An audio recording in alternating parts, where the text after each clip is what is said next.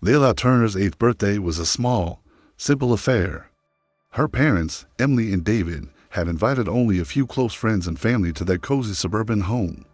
The decorations were modest, with pastel balloons and streamers hung around the living room, and the scent of freshly baked cake filled the air. Leila, with her curly brown hair and wide, curious eyes, was thrilled to be the center of attention. But her excitement reached new heights when her Aunt Sophie arrived, carrying a large, beautifully wrapped box. "This is for you, Leila," Aunt Sophie said with a warm smile, handing the gift to her niece. Leila tore into the wrapping paper with eager hands, revealing a pristine white box. She lifted the lid, her eyes widening with delight as she pulled out an old-fashioned porcelain doll. The doll was exquisite, with delicate features, rosy cheeks, and large, glassy blue eyes. She wore a Victorian-style dress, complete with lace and ribbons, and her golden curls were tied back with a satin bow. Leila hugged the doll to her chest, beaming up at her aunt. "Thank you, Aunt Sophie. She's beautiful." Aunt Sophie smiled, but there was a strange flicker in her eyes. "I'm glad you like her, Leila. She's a very special doll. Her name is Annabelle." From the moment Leila brought Annabelle home, strange things began to happen. At first, they were small, almost imperceptible misplaced toy, a door that wouldn't stay shut. Emily and David brushed off their daughter's complaints as mere imagination. "Dolls don't move on their own, sweetie," Emily assured her one night as she tucked Leila into bed. "Annabelle is just a toy." But Leila wasn't convinced. She often found the doll in places she hadn't left her, facing her with those wide, unblinking eyes. And sometimes, when the house was quiet, she could swear she heard the faintest sound of footsteps, like the soft pitter-patter of tiny feet. One night, Leila woke up to the feeling of being watched. The room was dark, save for the sliver of moonlight filtering through the curtains. She turned her head, and there, sitting on the shelf, was Annabelle, her eyes gleaming in the dim light. Leila shivered, pulling the covers up to her chin.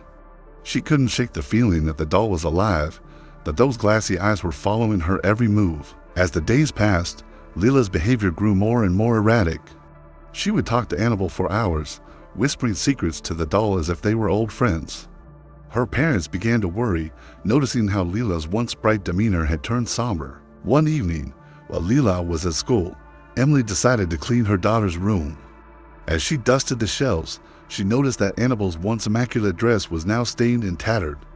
The doll's porcelain face, once so perfect, was now marred with tiny cracks. A chill ran down Emily's spine as she picked up the doll, its weight feeling heavier than before. She could have sworn she felt something move inside it, something small and alive. She quickly placed the doll back on the shelf, trying to shake off the uneasy feeling.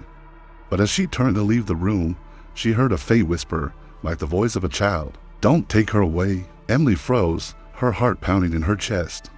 She looked around, but the room was empty, save for Annabelle sitting on the shelf, her glassy eyes staring back at her. Leila began to have nightmares, waking up screaming in the middle of the night. She would describe them to her parents in vivid detail: the dark figure that chased her through endless hallways, the feeling of cold hands grabbing her in the dark, and always, the sound of Annabelle's voice calling her name. "I don't want to sleep, Mommy," Leila whimpered one night, clutching her blanket tightly. "Annabelle is angry. She says I'm her friend and I can't leave her." Emily and David were at their wits' end.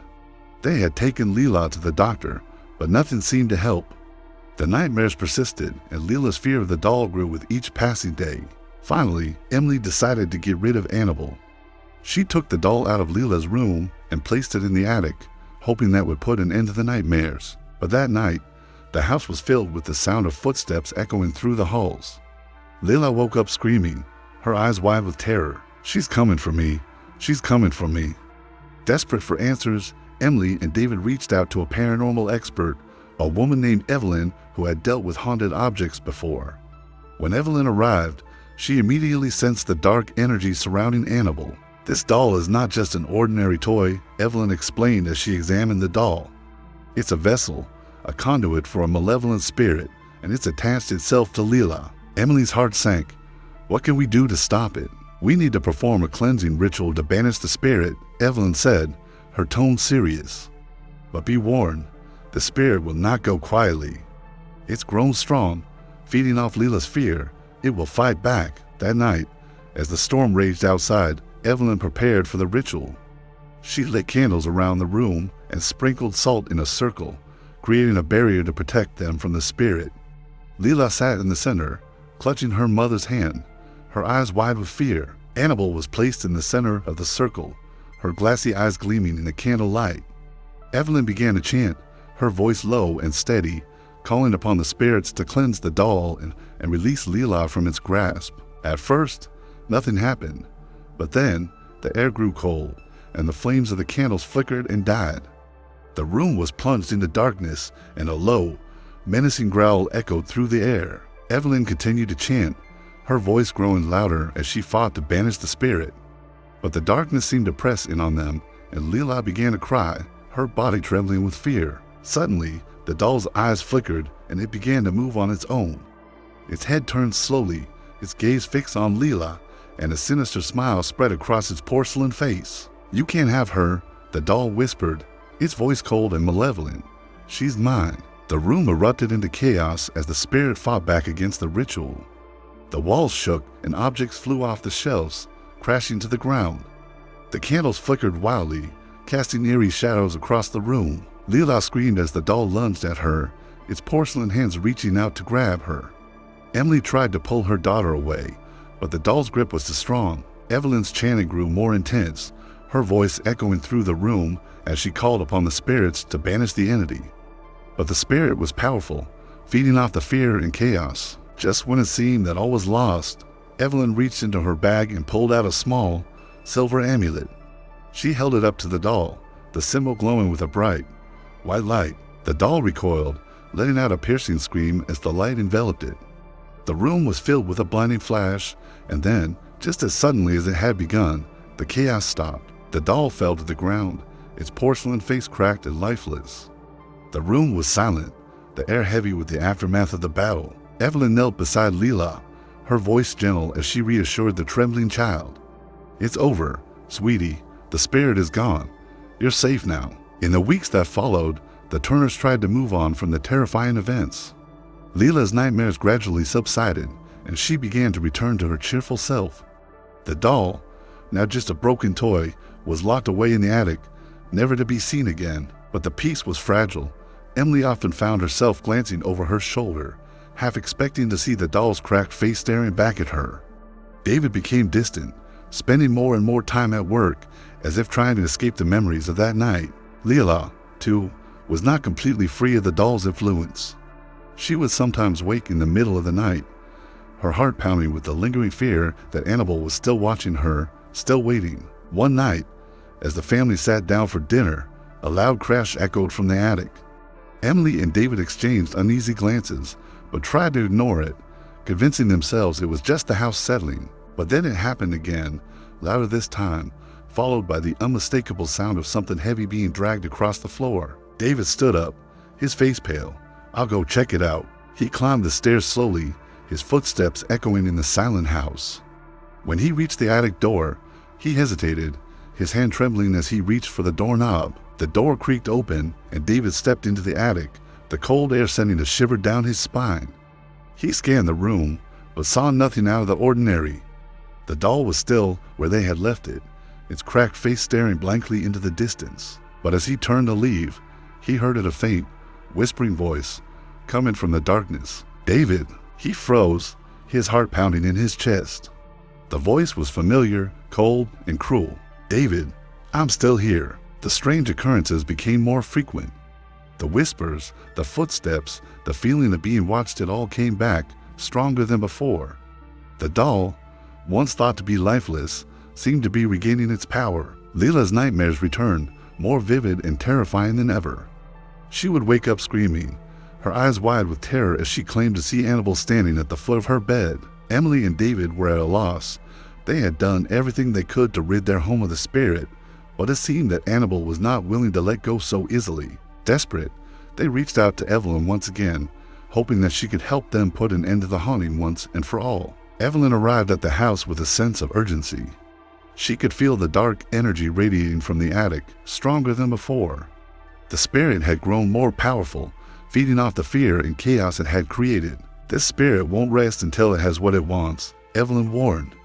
We have to destroy the doll completely, or it will continue to torment you. The family gathered in the living room, watching as Evelyn prepared for the final confrontation.